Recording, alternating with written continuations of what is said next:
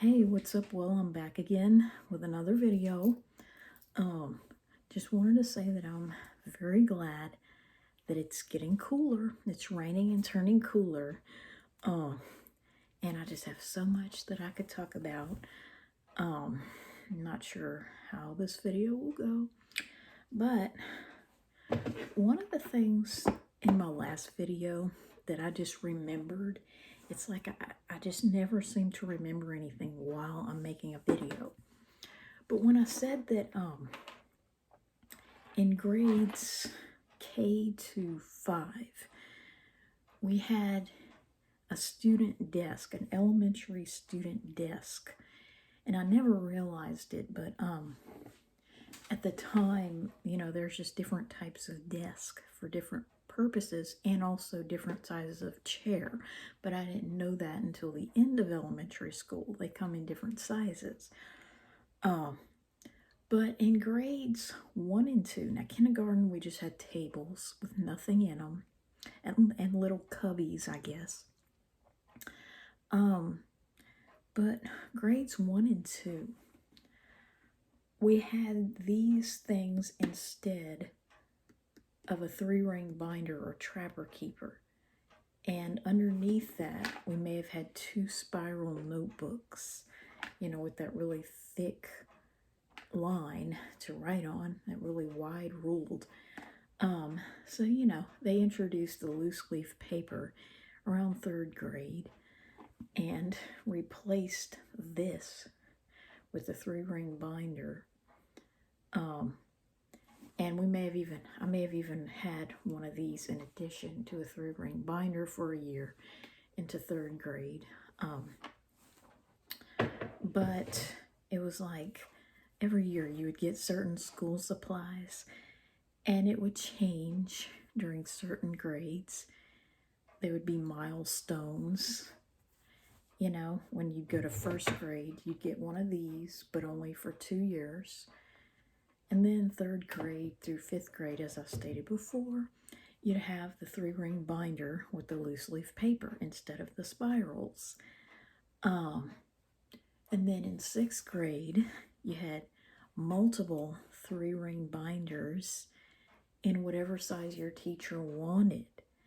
And I would always have the smallest one you could have because I didn't want, a bunch of big notebooks to carry around. And I went through my stuff to the point where I didn't have my notes from the first 6 weeks all the way through the end of the year. I was better at keeping up with things. So anyway, I was talking about my sister and how she just really didn't care, and I probably didn't care all that much, probably in the lower grades of elementary school, because we didn't have that much to care about. But the difference, I think, between she and I, the biggest difference is I really do think I have a better memory.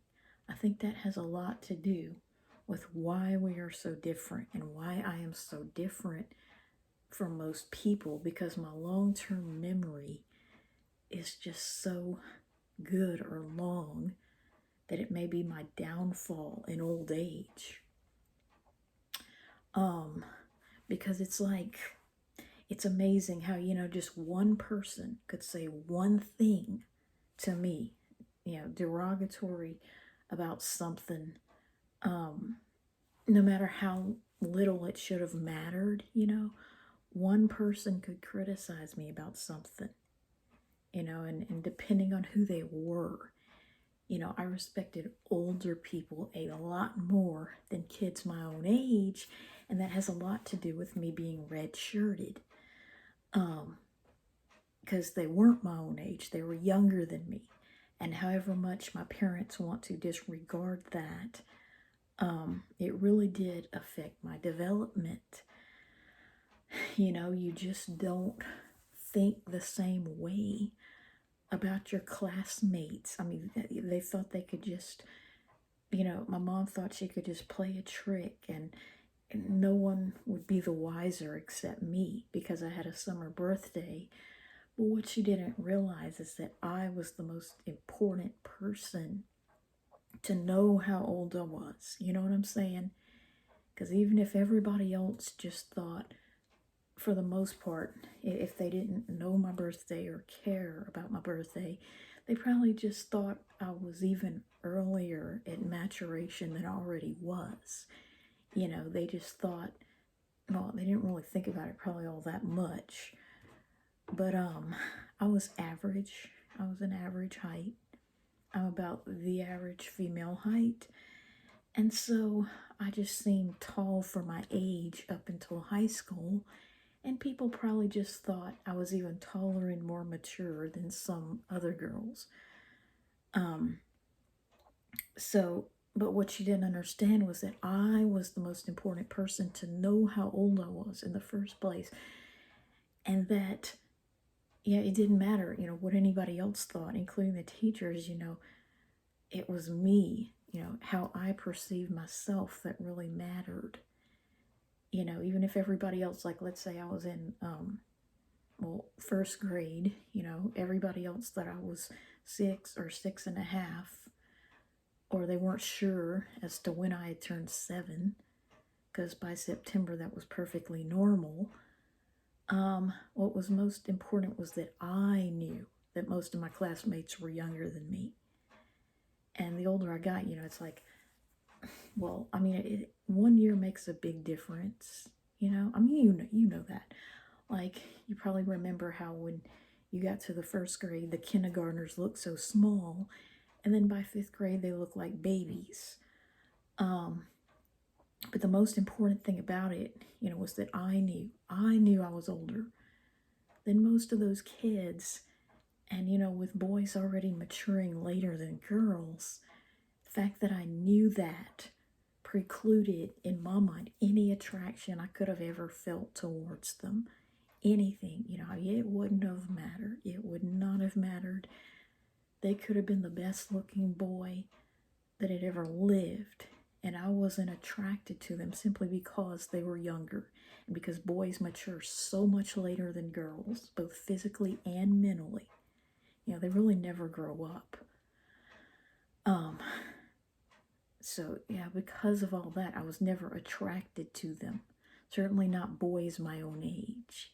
And that's a long story that I don't want to tell as to which males I was attracted to, and how they were a part of my life. But none of them did anything with me. So anyway, being redshirted, really impacted my development, and it just really makes me mad because, I mean, there was nothing wrong with holding me out of school another year. But what my mom should have done, she should not have made my would-be first grade year into kindergarten. That is the problem that I have with it. I don't have a problem at all. I had to investigate a noise that I heard. I don't have a problem with it at all, that I did not go to school in 88. I mean, you will get no argument out of me that I should have gone to school in 1988. I shouldn't have. My mom, well, she had multiple reasons. She'll only admit to one, the fact that I was diagnosed with attention deficit, and where we lived had all-day kindergarten. She'll only admit to that being the reason. But the reality is that there were other factors, and I remember them. Well, like I said, I mean, she didn't like the school where we used to live. She preferred the school, where we were moving to, because we planned to move, but unfortunately her house didn't sell as quickly as she wanted it to. It took like about a year to sell that house, and they didn't get as much for it as they wanted. So she had to sell her house. That was part of it. So, if I'd have started kindergarten in 88, I'd have changed schools like 3 times, because as it was, I went to a different school in kindergarten than first. So I'd have had 3 school changes as of, well, second grade would have been my third school. So, that was a factor. Um, and also, like, she'll never admit to this, just like she wants to pretend, that every cold I ever had, was just deleted from my life history the minute I got over it. She never wants to admit that her kids ever got sick. But I do remember catching a summer cold in August of '88. I call it negative first grade. It's the year that I would have gone to kindergarten. And she would deny this, but like I had a lot fewer colds as compared to most kids in my age group when I was 0 to 5. A lot fewer, more like the adult level of 2 to 4.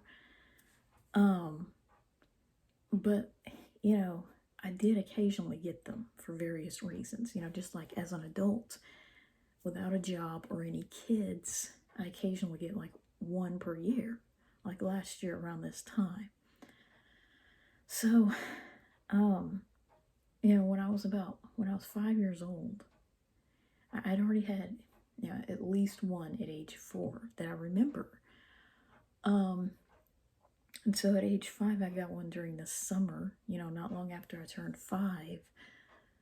So I guess this would have been right before the 88-89 school year, negative first grade. Okay, so I get a cold in the summer, and it wasn't that bad. I mean, I'm sure I got over it pretty quickly. Because I do remember having one, believe it or not, around August 12th, 1988, because I have a cousin born around that time, or that day. So, I got a cold right before what would have been the school year. And part of the reason she did not enroll me in kindergarten, that she would like to deny today, is because she knew that the minute she did, there'd be plenty more where that came from. Same reason she didn't put me in daycare. And sure enough, a year later when I went to kindergarten, after the first week of school, I already had the first one of the school year in '89. And just like my little sister, that was the worst year of my life at that point. Like, we both had more colds in kindergarten than our first 5 or 6 years leading up to it. And my mom knew that, okay? And that's part of why she didn't enroll me at age 5 in a kindergarten. All those reasons: attention deficit, the move, selling the house, and, the common cold. And, she just didn't want, 88, 89, the year of selling the house, to be like, the following year with that many colds. But here's the thing: she should not have enrolled me in kindergarten in '89 is the problem I've always had with it. It's not that she shouldn't have kept me out in '88. She shouldn't have put me in kindergarten, aka germ garden, a year later. You know what I'm saying? I should have either gone straight into the first grade, because, I mean, really, you don't need kindergarten. You really don't. Or she should have homeschooled me up until the point where, I would, like, through the 5th grade, for instance. And then I could have started junior high with no experience whatsoever with elementary school, and been, 11 years old, going to school for the first time in '94, something like that. So, I don't know. I think that would be a lot better, like if she didn't want to homeschool me through high school. Because I think the best time to homeschool is when they're little. If you're going to homeschool your kids, do it, when they really don't need to go to school. Like, there is no reason in the world. There is nothing that you learn in kindergarten, first grade, that you need to go to school to learn. You know what I'm saying? You do not need to go to school. All I remember is the fact that in grades K through 4, I missed an average of 3 weeks of school on average. Like 72 days total in K through 4. So that's about 14 or 15 days a year on average. So that's about 3 school weeks. And then when I got to grade 5, I had the lowest number of absences in elementary school, just 4 days. 6th grade, I may have gone up to maybe 5 days absent. 7th grade, I'll never forget, exactly 4 days. September 13th, November 25th, and 26th, because it was Thanksgiving Monday and Tuesday, and they wouldn't give us those 2 days off. And the unforgettable Friday, May 2nd, 1997. 8th grade, I missed exactly 1 day, February 26th. So that's about 10 days total in junior high. High school, I think I missed about 11 days total or something like that. So it's an average about 3 days in grades 5 through 12 that I missed. On average, 3 or 4 days. But grades K to 4, it was like 14 or 15 days, so 3 weeks as opposed to 3 days, in the higher grades. So, that's all I really remember about elementary school is all the freaking germs. That's why I call it germ garden, because both my sister and I missed more days that year than any other grade of school, because we'd never set foot in a daycare. So yeah. Oh, the other thing I want to talk about, like, I've discovered something, well, I haven't really discovered it, but something that's really fascinating is AI art. I've always loved art in general, but AI art is actually pretty scary. And the thing about it is, it's like you're working with a medium where it's just creepy. It's like the stuff of nightmares. It's like you're generating images from a robot that knows how to create textures and all that based on expected images, but it has no idea, like these cartoon characters, like it has no idea who these characters are and how they're supposed to look and how your hands are supposed to look. So it's just amazing the kind of images that it can generate. Like it has no idea when you type Angelica Pickles on Rugrats that it's only Chucky, not Angelica, who wears purple glasses. And it's almost like, it generates images of characters looking much older, almost like a teen version of the character. So it's like you're creating a whole different character with AI. So, I don't know. Just something about water, has always intrigued me. So I'll go ahead and post those images.